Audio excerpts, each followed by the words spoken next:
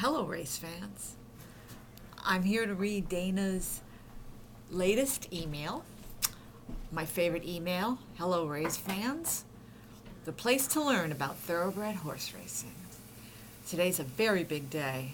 Some really great prep races. And I'll read her email, and then we're going to go over my picks for the races and my methodology. I'll probably do it on 2 videos because I can't go over 10 minutes. Okay.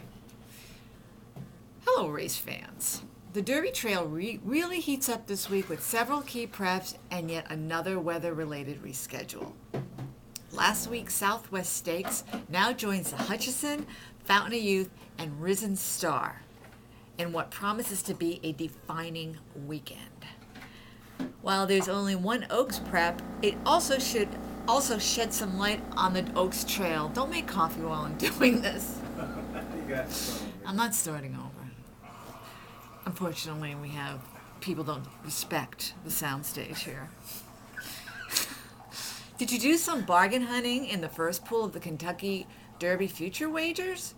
We hope so, as there were plenty of bargains to be had. As expected, the choice of the field closed the overwhelming favorite at 3-2, the pussy choice. But even horses such as Rule, who put in an impressive performance over the weekend, managed to retain some value at 24-1. I don't even know if I bet that horse. I certainly had him picked, but I didn't bet him in the race. Why would I? He won, right? You can see the full list of final odds and projected payouts here if you click on her email. If you miss this pool, the next one is set for the March 5th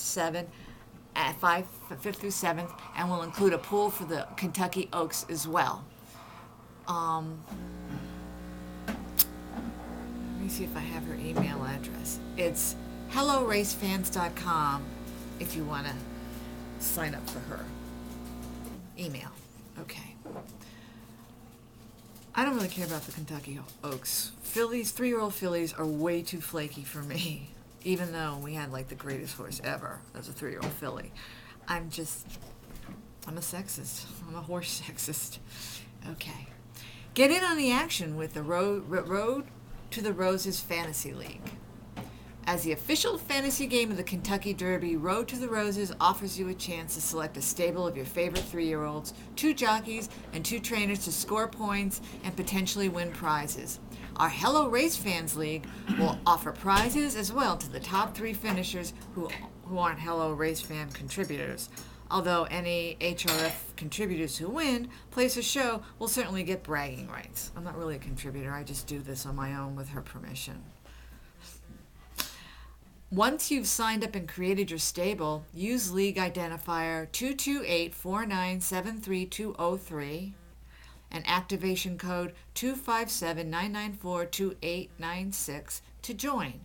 You can join our league whenever you like, but you should create your stable if you haven't already, as the first scoring races are this weekend. Okay, and this is it. I'm going to tell you my picks. Let me see how much time I've wasted on blabber. What time is it? How many minutes have I gone? Oh, 3 minutes. We're doing good. 3 minutes. Okay. As a commemorative, I'm showing you my drawing I did this week as I was handicapping, and this is a horse. This is, of course, one of my pictures that I do over and over again, but I really like the image. I did it in pencil on nice paper. Can you see? It's nice. It's not done yet. We get all excited about races, don't we? Here's a never-ending Ridgewood Pearl picture. I always do. Okay. I don't even know if you're going to see it, but we don't care.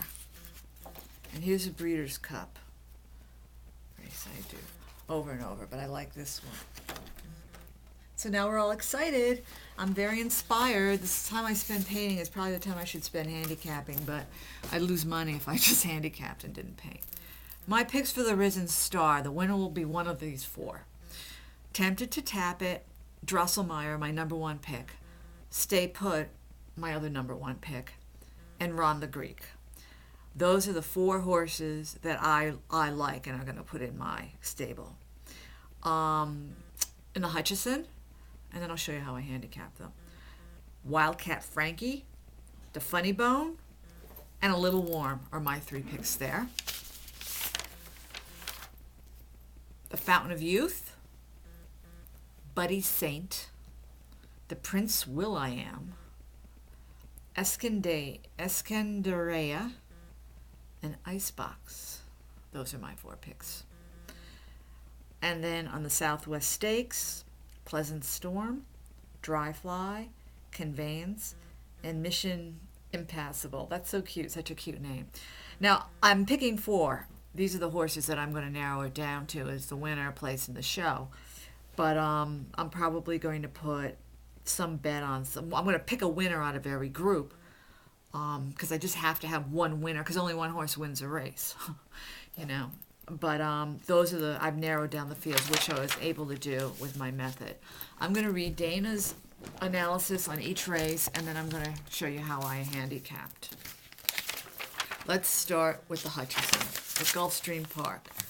February 20th, race 8, post time 4:37 p.m. So make sure you watch my video so you know what to do.